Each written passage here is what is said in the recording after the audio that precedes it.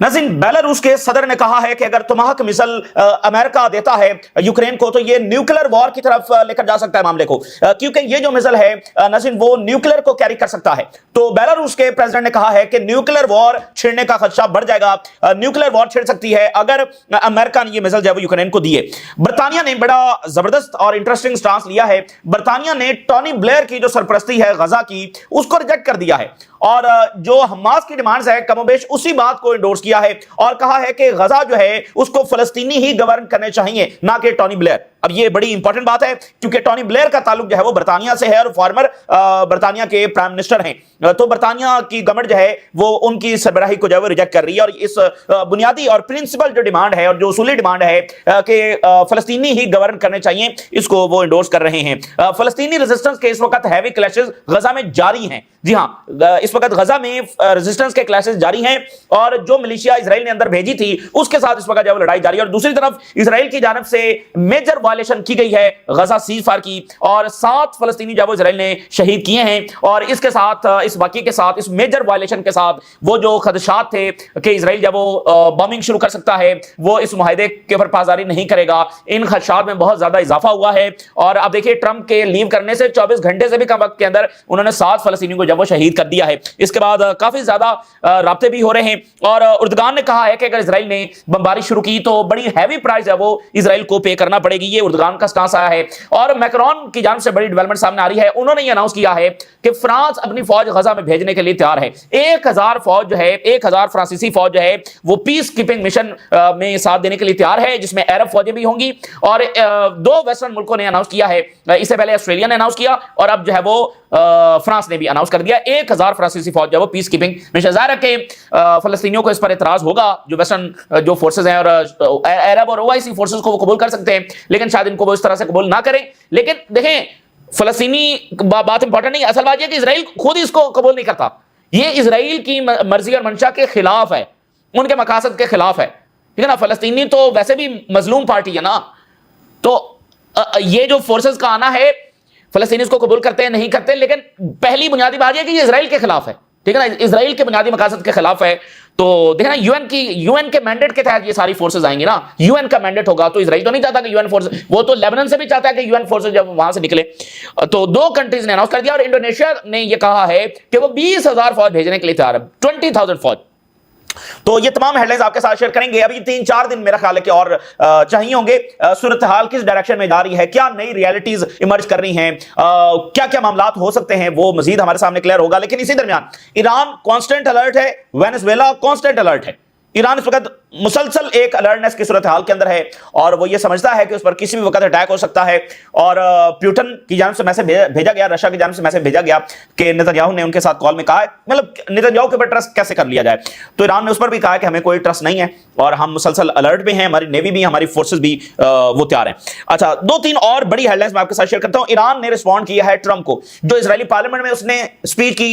अब देखें ना, ये जो सारा शो था सो कॉल्ड पीस शो, जिसमें वर्ल्ड लीडर जो है वो हाथ बांध कर ट्रंप के पीछे खड़े हैं और ट्रंप साहब जब वो एक एक को मुखातिब कर रहे हैं, ये वैसे दुनिया ने इससे पहले भी कभी नहीं देखा, किसी अमेरिकी सदर ने भी ऐसा नहीं किया।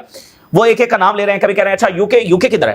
तो मतलब ये तो जैसे कोई स्कूल टीचर जो है ना वो अपने आगे बच्चों को जब वो कोई लेक्चर दे रहा है, यूके किधर है, अच्छा जर्मनी किधर है, अच्छा मैक्रोन किधर है, मतलब अजीबो गरीब सूरत हाल थी। बहरहाल तो वो सारा जो सो कॉल्ड पीस शो था वो ईरान के खिलाफ था, उसमें सारी बातें ईरान के खिलाफ ही हुई। Iran to Trump, you can not claim piece while provoking endless Wars. At the same time Iran के फॉरेन मिनिस्टर ने कहा कि वो पीस टाइम प्रेसिडेंट और वॉर टाइम प्रेसिडेंट नहीं हो सकता, एक ही होगा ना, या वॉर टाइम प्रेसिडेंट होगा या पीस टाइम प्रेसिडेंट होगा, तो दोनों सेम टाइम के ऊपर तो नहीं हो सकते।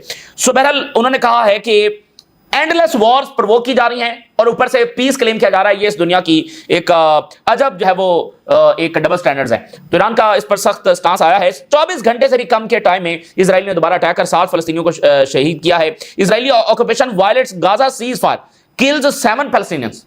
ये बहुत ही अफसोसनाक बात है, मासूम फलस्तीनी उनको इजराइल की जानिब से फिर जब शहीद किया गया है। और इसमें जवाब क्या बनाया गया, देखें ये बात हमने उस वक्त भी उठाई थी और जवाब ये बनाया गया है कि जो येलो लाइन है जहां पर इजरायली फौज मौजूद है, इन्होंने कहा है कि फलस्तीनियों ने उस येलो लाइन की तरफ आने की जो कोशिश की है।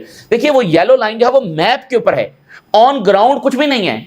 اور بھائی آن گراؤنڈ فلسطینیوں کو کیا پتا کہ یہاں سے آگے نہیں جانا ہے, وہاں پر کوئی باڑ نہیں ہے, وہاں پر کوئی ایسی واضح کوئی نشانی نہیں ہے کہ یہ یہاں پر لائن ختم ہو رہی ہے, تو کچھ بھی نہیں آن گراؤنڈ. تو فلسطینی مطلب اپنے ہی غزہ میں اگر وہ تھوڑے سے 1 انچ ادھر ہو جائیں تو اسرائیل کہے کہ یہ تو ہمارے قریب آ رہے تھے اور ان سے ہمیں خطرہ تھا, یہ تھا. اسرائیل ہے نا آگے سے.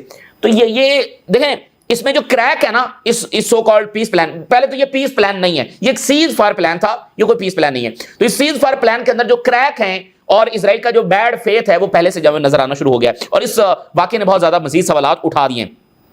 ایک اور بڑی خبر یہ ہے کہ پاکستان اور سوڈان کی ایک بڑی اہم ڈیل ہوئی ہے. اب یہ گریٹ گیم وہاں پر جاری ہے, وہاں پر $230 ملین کا جو ویپن ہے وہ پاکستان دینے جا رہا ہے سوڈان کو. ایئر کرافٹ اس میں شامل ہیں, اس میں ڈرونز شامل ہیں, اور اس کے اندر پرسنل کیریئرز شامل ہیں. $230 ملین. یہ ایک بڑی انپورٹنٹ ڈیولپمنٹ ہے. وہ کس لحاظ سے؟ دیکھیے دنیا کس ڈائریکشن میں موو کر رہی ہے. ہر ملک جو ہے مطلب پاکستان اور سوڈان کا جو ہے وہ کوئی ایسا پرانا کوئی ملٹری الائنس تو نہیں ہے. تو بنیادی جو بڑی خبر ہے وہ یہ ہے کہ دیکھیے دنیا کیسے موو آن کر رہی ہے.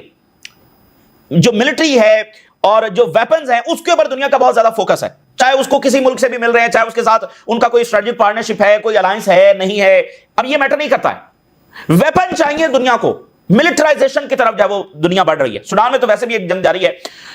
تو پھر خاص طور پہ یہ ممالک ہیں جن کے پاس ویپنز ہیں, Turkey, Pakistan, north Korea, India, Iran, ان ملکوں کی اہمیت بہت زیادہ بڑھنے والی ہے, بہت بڑی ہوئی ہے اور زیادہ جب وہ بڑھنے جا رہی ہے. اور خاص کر دیکھیے وہ ممالک جو بڑی پاور سے ویپنز نہیں لے سکتے, چائنا سے, امریکہ سے, تو یہ جو مڈل پاورز ہیں اب وہ ان سے جو ہے وہ رجوع کر رہے ہیں. پھر آئیڈیولوجیکل وار بھی تو جاری ہے نا, 2 کیمپ بھی تو واضح طور پر بن رہے ہیں. تو ایک نتیجہ دنیا اس وقت نکال رہی ہے یوکرین کی جنگ سے اور غزہ سے اور جو ایران پر حملہ ہوا ہے. دنیا ایک نتیجہ خاص کر غزہ اور ایران جنگ سے نکال رہے ہیں, مڈل ایسٹ کے اس کانفلکٹ سے, اور جو وینزویلا کے ساتھ ابھی ہونے جا رہا ہے, کہ کمزور رہنا اب اس دنیا میں کوئی آپشن نہیں رہا. ٹھیک ہے نا, اب کمزور رہ کر نہیں, اب ہر ملک جو ہے وہ ملٹری کی طرف بڑھ رہا ہے, ویپن لینے کی طرف جو بڑھ رہا ہے. وہ ریاستیں جن کا فوکس جو ہے وہ اکانومی کے اوپر, ٹریڈ کے اوپر, سوشل پروگرامز کے اوپر تھا, وہ بھی وہاں سے پیسہ نکال کر جو ادھر لے کر آ رہے ہیں. ایون جو ویتنام کی ڈیل ہوئی ہے نارتھ کوریا کے ساتھ, یہ بالکل ایک نئی ریالٹی, دنیا میں ایک نئی ریالٹی کا یہ مظہر ہے. یہ جو ویتنام 20 سال کے بعد دورہ ہوا اور اس میں ملٹری الائنس بن گیا, اتنی جلدی ملٹری الائنس ہے وہ بنتے ہیں. اور ویتنام کو مطلب نارتھ کوریا, اور دیکھیں نا آپ نارتھ کوریا کی طرف جا رہے ہیں جو آلریڈی جو ایک آئسولیٹڈ اسٹیٹ ہے, لیکن آپ اس کے ساتھ جا کر کھڑے ہو رہے ہیں. کیوں؟ کیونکہ بنیادی چیز اب کیا ہے, بنیادی چیز اب یہ ہے کہ اپنی حفاظت خود کرنی ہے. اس کے لیے آپ کو کسی کے ساتھ بھی کھڑا ہونا پڑے تو آپ کو کھڑا ہونا ہے, کیونکہ وہ جو اسپیس ہے کمزور کے لیے وہ ختم ہو رہی ہے. مثلا یہ بات جو ہے نا فن لینڈ کے جو ہیڈ آف دی گورنمنٹ ہیں, انہوں نے ابھی جو ریسنٹ یونائٹڈ نیشن کا سیشن ہوا ہے اس میں بڑی انپورٹنٹ باتیں کی, اور تھوڑی سی میں آپ کے سامنے ان کی رکھتا ہوں. انہوں نے یہی بات کی اور بڑی غیر معمولی اور بڑی ریالٹی بیس انہوں نے بات کی. انہوں نے کہا کہ یہ جو نئی دنیا ایمرج ہو رہی ہے غزہ کے بعد, ان کانفلکٹس کے بعد, اس میں جو کمزور ممالک ہیں, ٹھیک ہے نا, کمزور ان سینس آف ملٹریلی, یعنی فن لینڈ ایک بڑا زبردست ملک ہے اور لیکن ملٹریلی تو اتنا طاقتور نہیں ہے. تو وہ ملک جو کمزور ہیں, ایک تو ان ریئل کمزور ہیں, دوسرا ملٹریلی کمزور ہیں, تو ان کے لیے دنیا میں سپیس کم ہوتی چلی جا رہی ہے. جو بڑی طاقتیں ہیں اب وہ ان کو اس طرح سے پش کر رہی ہیں, اور انہوں نے کہا کہ ان سے یہ مطالبہ کیا جا رہا ہے کہ either you are with us or against us. تو ان کے پاس سپیس کم ہو رہی ہے کہ وہ کوئی بھی سائیڈ نہ چنیں اور بس درمیان میں کھڑی رہیں اور بس اپنے معاملات کے اوپر فوکس کریں. ان کے پاس یہ سپیس کم ہو رہی ہے, اور انہوں نے کہا کہ یہ دنیا کے لیے کوئی اچھا یہ نتیجہ نہیں ہے, یہ دنیا کے لیے کوئی اچھا معاملہ نہیں ہے, یہ اچھی ڈائریکشن میں دنیا نہیں جا رہی ہے. تو یہ جو بھی واقعات ہوئے ہیں پچھلے 2 سالوں میں اور ابھی بھی ہو رہے ہیں, اور مزید اسرائیل ایسے ارادے رکھتا ہے, یہ دنیا کو ملٹرائزیشن کی طرف جو ہے وہ بڑھا رہے ہیں. 2023 کے اندر سب سے زیادہ اسلحہ امریکہ نے بیچا ہے. جب یہ کانفلکٹ شروع ہوا $238 بلین کا اسلحہ اس ٹائم کے اندر جب بیچا گیا, $238 بلین. تو ابھی 2024 کی بھی رپورٹ آئے گی, 2025 کی بھی آنی ہے. سو یہ بڑی سگنیفیکنٹ یہ صورتحال ہے. اب پھر آپ دیکھیے ایک عجب واقعہ ہوا. جو انڈونیشیا کے پریزیڈنٹ ہیں جنہوں نے کہا ہے کہ ابھی وہ اسرائیل کا دورہ کر سکتے ہیں, اسرائیلی میڈیا کے مطابق انڈونیشیا کے پریزیڈنٹ ہیں, ان کی ٹرمپ کے ساتھ جو ملاقات ہو رہی تھی تو اس میں جو مائک ہے اس کے اوپر وہ آواز ہے وہ کیپچر ہو گئی اور وہ دنیا نے سنی. اور اس میں انٹرسٹنگ بات اس لیے ہے کہ یہ جو OIC یا عرب لیڈرز ہیں یہ کیسے جا کر امریکہ سے بات کرتے ہیں, یہ امریکہ سے بات کیسے کرتے ہیں, یعنی ان کا سٹیٹس کیا ہوتا ہے اور کیا بات کیا ہو رہی ہوتی ہے اور کس انداز میں ہو رہی ہوتی ہے. تو وہ بڑا امپورٹنٹ تھا ٹو نو. اور اس میں جناب علی جو انڈونیشیا کے پریزیڈنٹ ہیں وہ ایک تو ان کے فیس سے نظر آ رہا ہے کہ وہ بہت ہی پریشان لگ رہے ہیں, خوف में हैं और ट्रंप के सामने मतलब नर्वस और सर और उन्होंने जो बात कैप्चर हुई है, उन्होंने कहा कि वी आर नॉट सेफ। ये वो ट्रंप को कह रहे हैं खड़े खड़े, मतलब इतना टाइम दिया ट्रंप ने, तो उनको कह रहे हैं कि वी आर नॉट सेफ, हम अपने रीजन में सेफ नहीं हैं सिक्योरिटी वाइज, ठीक है ना, हम महफूज नहीं है।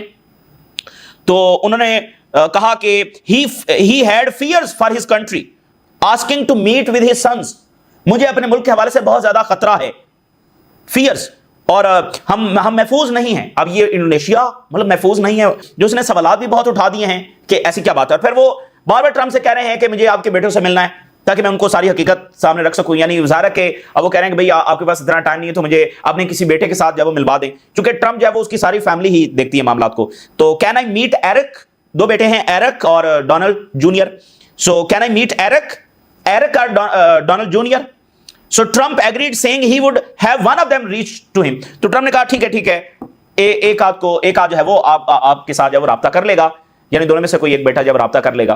तो ये मतलब इंपॉर्टेंट टू नो कि यानी ये लीडर जो हैं वो किस अंदाज में बात कर रहे होते हैं अमेरिका से।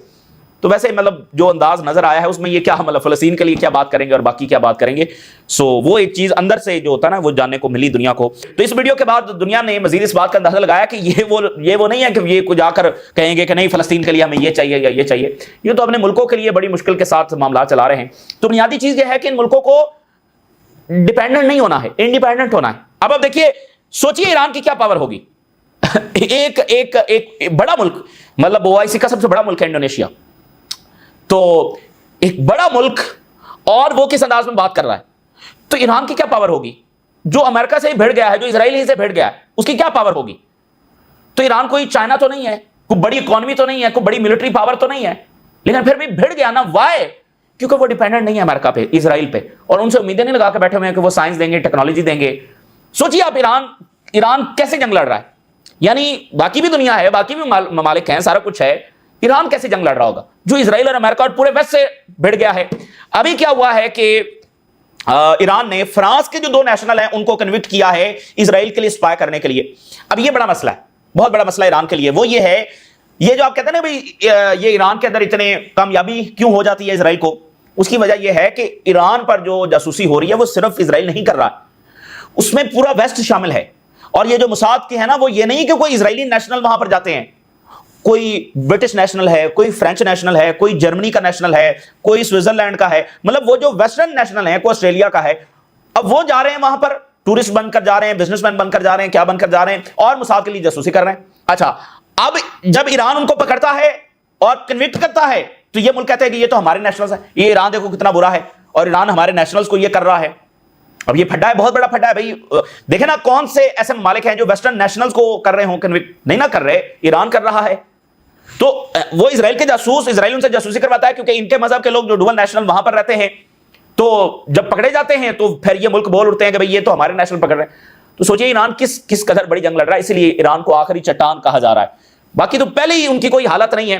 तो इन मुल्कों को बजाय इसके कि ये मजीद डिपेंडेंट हो, इनको इंडिपेंडेंट होने की तरफ बढ़ना चाहिए। इसलिए ट्रंप बार बार ये क्यों कहता है कि उर्दगान is a tough man, he is a strong man. अच्छा, वो किसी के बारे में ये नहीं कहता, ओआईसी में किसी के बारे में नहीं कहता फलां टफ है, फलां ये है, या तो किम जोंग अन के बारे में कहता है टफ, या प्रेसिडेंट शी के बारे में कहता है, या फिर प्यूटन, चलो वो तो बड़ी पावर्स हो गई। इधर ओआईसी में किसी के बारे में वो नहीं कहता कि इज अ टफ मैन, वो सिर्फ उर्दगान के बारे में कहता है। तो ओआईसी में चूंकि देख लें, मतलब टर्की वो इन सब से डिफरेंट है और थोड़ा सा डिफरेंट बात करते हैं, और चूंकि वो डिपेंडेंट नहीं है, और फिर ज़ाहिर उनकी एक हिस्ट्री है। तो जो डिपेंडेंट होगा उसके लिए बहुत ज्यादा मसाइल हैं, ये जो दुनिया इजराइल और अमेरिका क्रिएट कर रहे हैं। और इसी दरमियान जो इजरायली फॉर्मर प्राइम मिनिस्टर है ओहद बराक, उसकी मैं दो स्टेटमेंट्स आपके सामने रखता हूं। उसने कहा है कि नेतन्याहू की जो रैकलेस गवर्नमेंट है, इसने इजराइल के माथे के ऊपर बहुत बड़ा दाग लगाया है, with a mark of shame, बहुत ही शर्म का दाग है, that is difficult to erase. अब ये कैसे धोया जाएगा ये कुछ कहा नहीं जा सकता, even with the effort of the entire generation. शायद इस दाग को धोने के लिए, जेनोसाइड की बात कर रहा है, वॉर क्राइम्स की बात कर रहा है खुद इजरायली प्राइम मिनिस्टर, कि ये जो नेतन्याहू ने किया, इस दाग को धोने के लिए शायद हमारी कई जनरेशंस इसमें लगे, इस दाग को धोने के लिए। तो for the first time question are being raised about the legitimacy of the Israel's existence. कहता है पहली बार सवालात उठ रहे हैं कि इजराइल की एग्जिस्टेंस की लेजिटिमेसी चैलेंज हो रही है। पहली बार ऐसा हो रहा है, ज़ाहिर ईस्ट में और उधर तो होता ही रहा है, वेस्ट की बात हो रही है, पहली बार वहां पर भी ये सवाल उठ रहा है कि इसकी एग्जिस्टेंस की लेजिटिमेसी क्या है। اور اس نے کہا اس کی سب سے بڑی وجہ جو ہے وہ نتنیاہو ہے, جو کچھ اس نے جو ہے وہ کیا ہے. جو ینگر جنریشن ہے دنیا میں وہ ہاسٹائل ہو چکی ہے اسرائیل کو, اینڈ ڈاؤٹس ہیو ایمرجڈ امنگ دا یعنی جو اسرائیلی یوتھ themselves جو دوسرے نیشنل میں یا دوسرے ملکوں میں رہتے ہیں, یعنی ان کے مذہب کے لوگ جو یوتھ ہے وہ خود چیلنج کر رہی ہے اور کوشچن کر رہی ہے. آپ کو بتائیں 80s تک جو ہے اسرائیل کا جو قیام ہے اس کے بارے میں وہ چیزیں موجود نہیں تھی. خود اسرائیلی ہسٹورینز ہیں وہ آرکائیو تک جو ہے وہ پہنچے کسی طریقے سے, اور اس کے بعد انہوں نے یعنی اسرائیلی ہسٹورینز نے بہت ساری ایسی ریالٹیز ویسٹ میں آشکار کی اسرائیل کے قیام کے حوالے سے. ظاہر اسرائیل اپنا سلیبس پڑھا رہا تھا اپنے طریقے سے, there was a land with no people and there were people with no land. تو اسرائیل کے قیام کے اوپر یعنی جب آرکائیو ان کے ہتھے لگی تو انہوں نے پھر بتایا کہ کیا کیا مظالم جو ہے وہ کیے گئے. اس کے بعد کافی پرسپیکٹو میں تبدیلی آئی, 80s میں یہ واقعہ ہوا. تو خود وہ جو ہیں وہ اب کوشچن کر رہے ہیں. سو دیکھیے یہ ٹرمپ جو ہے وہ کور اپ کرنے کی کوشش کر رہا ہے اسرائیل کا, نتنیاہو کا امیج بہتر کرنے کی کوشش کر رہا ہے, لیکن یہ ہوگا نہیں. دنیا کے سامنے سچائی سامنے. میکرون نے کہا ہے کہ 1000 پرسنل ہم بھیج سکتے ہیں فار دا اسٹیبلائزیشن فورس ان غازہ. ٹھیک ہے, اب یہ بات ادھر سے سامنے آ رہی ہے, اور ہو سکتا ہے اتنے نہ بھیجیں, ہو سکتا ہے وہ تھوڑی سی نمائندگی کریں, لیکن وہ یہ کہہ رہے ہیں کہ ہم بھی اس میں شامل ہونے کے لیے تیار ہیں.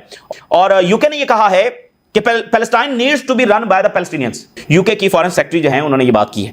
ٹھیک ہے نا, فلسطینی ہی رول کریں گے, ٹونی بلیئر نہیں. ٹونی بلیئر کا انہوں نے نام لیا ہے بورڈ آف پیس.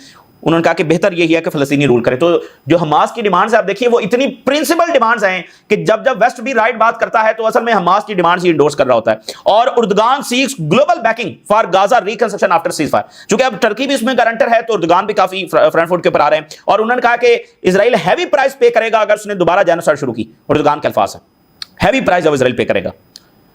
اور we must continue to stand with Gaza, اور ان کو اکاؤنٹیبل ٹھہرایا جائے جنہوں نے جینوسائیڈ کیا. امپورٹنٹ ہے نا, دیکھیں اور بھی تو لیڈرز ہیں انہوں نے تو اس طرح کی کوئی بات نہیں کی. ظاہر ہے ٹرکی کا بھی وہ آئیڈیل تو نہیں رہا, لیکن ٹھیک ہے اتنی بات بھی کافی ہے, مزید ہونی چاہیے لیکن کافی. ہم تو پھر دیکھیں نا کمپیریزن کر رہے ہیں نا کہ باقی ملک ہیں وہ تو اتنی بات بھی اب نہیں کر رہے, وہ تو کہہ رہے ہیں بہت اچھا ہو گیا, سب اچھا ہو گیا, بس کچھ ہوا بھی نہیں, اور اب اکاؤنٹیبلٹی کی تو بات بھی نہیں ہو رہی. اور انہوں نے کہا کہ اسرائیل کا پور ریکارڈ ہے سیز فائر کے اندر اس کو پاسداری کرنے میں, اور ٹرکی جو ہے وہ اس کو یقینی بنائے گا اس ایگریمنٹ کو امپلیمنٹ کرنے کے لیے.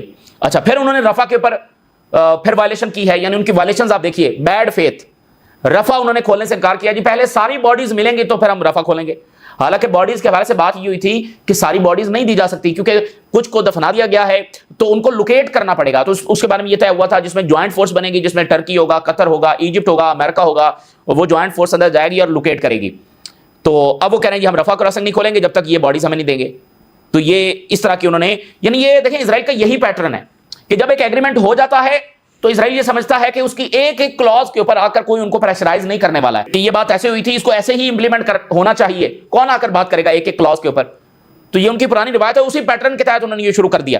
تو اسی کے ساتھ یہ بات پھر ثابت ہوتی ہے کہ اسرائیل کے ہوتے ہوئے کوئی امن اس لیے نہیں ہو سکتا کہ اسرائیل کی ول ہی نہیں ہے. اور ایک تو وہ ظاہر ہے کہ ایول مائنڈ سیٹ ہے, اور دوسرا وہ اتنے یعنی طاقت کا بہت فرق ہے نا. فلسطینی مظلوم ہے, محکوم ہے, اسرائیل طاقتور ہے.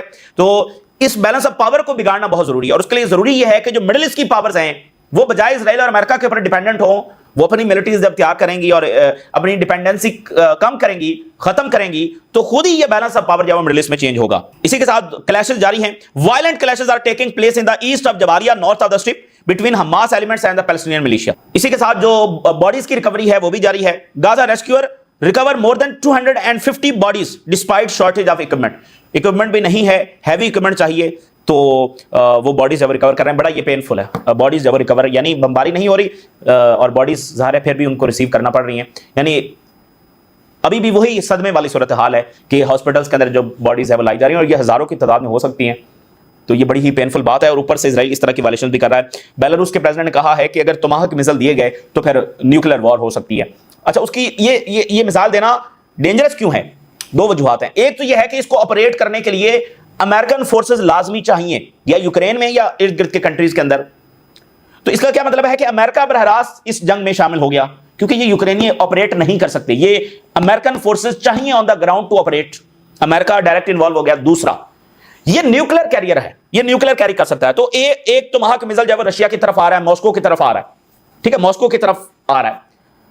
اب ظاہر ہے کہ اس کا اندازہ تو نہیں لگایا جا سکتا کہ یہ نیوکلیر آرمڈ ہے یا نہیں ہے، یعنی یہ نیوکلیر آرمڈ ہے یا نہیں ہے، چونکہ وہ کیری کر سکتا ہے تو آپ یہ اندازہ لگائیں گے کہ ہو سکتا ہے یہ نیوکلیر آرمڈ ہی ہو یا ہو سکتا ہے یہ نیوکلیر آرمڈ نہ ہو، لیکن ملکوں کی سیکورٹی ایسی اسمپشن کے اوپر تو نہیں چلتی، یعنی ایک ایسا میزائل، ابھی تک کوئی ایسا میزائل تو رشیا کی طرف فائر نہیں ہوا ہے جو نیوکلیر کیری کر سکتا ہو، فرق ہے نا، کنونشنل ہیں تو وہ فائر ہوئے ہیں، ایسا کوئی میزائل نہیں ہے جو نیوکلیر کیری کر سکتا ہو، تو یہ پہلا میزائل ہوگا جو نیوکلیر کیری کر سکتا ہے، وہ ماسکو کی طرف بڑھ رہا ہے۔ تو اب ملکوں کی سیکورٹی اس اسمپشن پہ نہیں چلتی کہ اچھا اب اس میں تھوڑی ہے کہ امریکہ نیوکلیر بھی دے دے گا، ملکوں کی سیکورٹی ایسے نہیں چلتی ہے، اور وہ رشیا ہے اور میزائل آپ کے ماسکو کی طرف آ رہی ہے، تو آپ کیا کریں گے، مطلب آگے سے رشینز کیا کریں گے؟ تو یہ اس میں ڈینجرس بات ہے کہ ایک نیوکلیر کیری کرنے والا میزائل آ رہا ہے تو وہ جواب میں بھی نیوکلیر فائر کر سکتے ہیں، یہ اس میں ڈینجرس بات۔ اور پھر یہ ہے کہ اگر وہ اس کو شوٹ ڈاؤن کرتے ہیں، اچھا اس میں آخری بات، اس کو شوٹ ڈاؤن کرنا آسان ہے، یعنی یہ کوئی ایسا ایڈوانس میزائل نہیں ہے، یہ 80s کا ہے اور یہ کوئی ایسا ایڈوانس نہیں ہے کہ اس کو شوٹ ڈاؤن نہیں کیا جا سکتا، اس کو شوٹ ڈاؤن کیا جا سکتا ہے، لیکن آپ اس کو شوٹ ڈاؤن کریں تو وہاں بھی تو نیوکلیر ڈیٹونیٹ ہو سکتا ہے۔ اچھا یہ بھی پاسبلٹی ہے کہ وہ ڈیٹونیٹ نہ ہو، یہ 100% شور نہیں ہے کہ وہ شوٹ ڈاؤن کریں گے تو اس کے باوجود یہ ڈیٹونیٹ ہو جائے گا، تو یہ ضروری نہیں ہے، لیکن پھر وہی بات کہ ازمپشن کے اوپر آپ نہیں چل سکتے، نیوکلیر کا معاملہ آپ ازمپشن کے اوپر نہیں چل سکتے، تو وہ پھر جوابی فوری رد عمل نیوکلیر سے بھی دے سکتے ہیں، بلکہ دینا پڑے گا، آپ کے پاس آپ کی طرف نیوکلیر میزائل آ رہا ہے تو آپ پھر آگے سے نیوکلیر ڈاکٹرائن ہے نا، ابھی تک تو رشیا کی جانب ایسا کوئی میزائل فائر ہوا نہیں، تو اس لیے اب یہ معاملہ ہے، تو یوکرین کی جو جنگ ہے وہ کسی اختتام کو پہنچتی ہوئی نظر نہیں آ رہی۔ تو یہ اس وقت کی تازہ ترین صورتحال جو آپ کے ساتھ شیئر کیا، آپ نے رائے ضرور آگاہ کریں، اجازت دیجیے، اللہ حافظ۔